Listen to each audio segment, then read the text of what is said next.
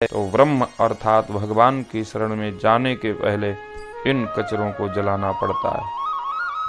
ये नष्ट कैसे होंगे? इनसे मन को हटाना होगा, वैराग्य की शरण में जाना होगा। रामम वंदे जगत गुरुम, भगवान राम जगत गुरु बन करके यहाँ ये शिक्षा जगत वासियों को दे रहे हैं कि इंद्रियां जो विषय वासना में फंसी हैं उनको मोड़ने के लिए, उनको सही दिशा मार्ग देने के लिए लक्ष्मण अर्थात वैराग्य की शरण में जाना ही होगा। लक्ष्मण वान सरासन आनु, शोषों वारिध विशिक कृषाणु। लक्ष्मण माने वैराग्य। तो जिसकी जिसमें आस्था है, लगन है, उससे उसे अगर दूर करोगे तो वो व्याकुल हो जाएगा। कोई दारू पी रहा है, उसको अगर पीने से रोक दोगे, दारू नहीं मिल रही है तो वो व्याकुल हो जाएगा। नशा करने वाले का मन बार बार वहीं जाता है, विशेष छटपटाहट होती है उसे।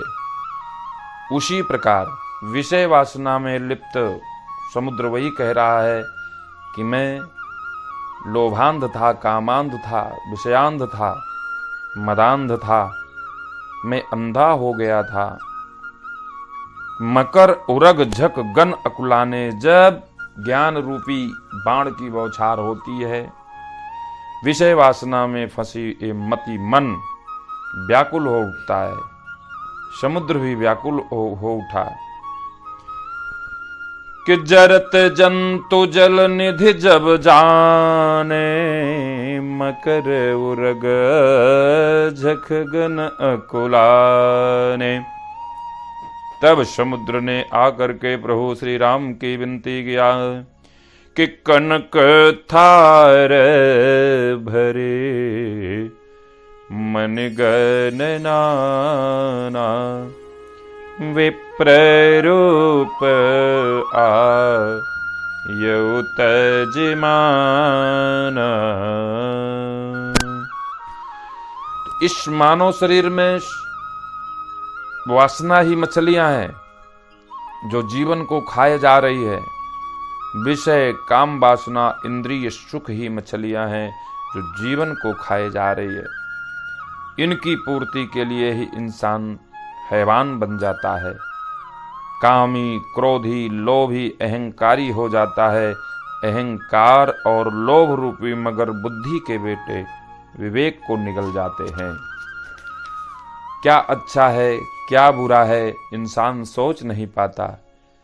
अहंकार में, काम वासना के चक्कर में द्वार पर खड़े भगवान को भी नहीं समझ पाता कि ढोल गमार शूद्र पशु नारे, शकल ताड़ना के अधिकारे। तो पहला है ढोल। श्रवणेन्द्रियां ही ढोल हैं, इनको अच्छी शिक्षा की जरूरत है।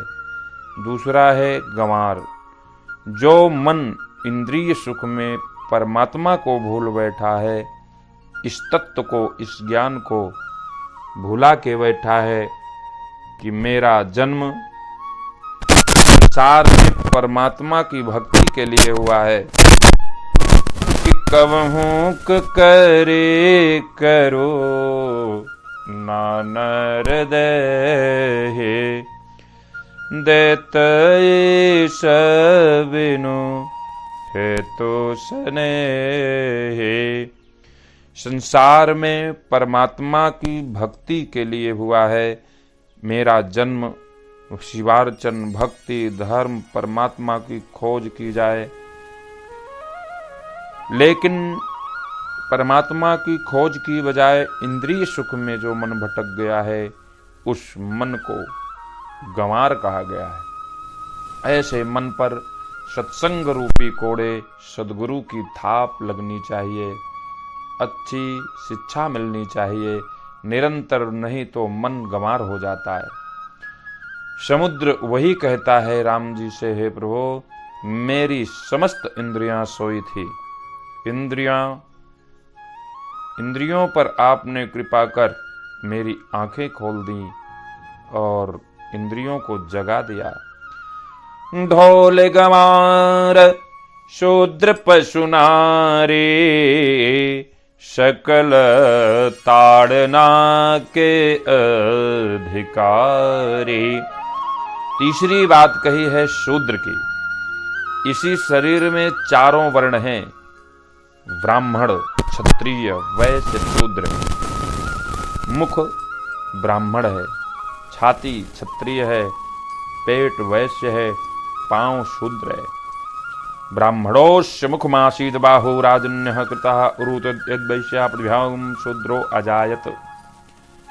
इस शरीर से ना तो कोई मुख अलग कर सकता है, ना वक्षस्थल, ना ही उदर, पेट, ना ही पांव, सब एक के एक पूरक हैं।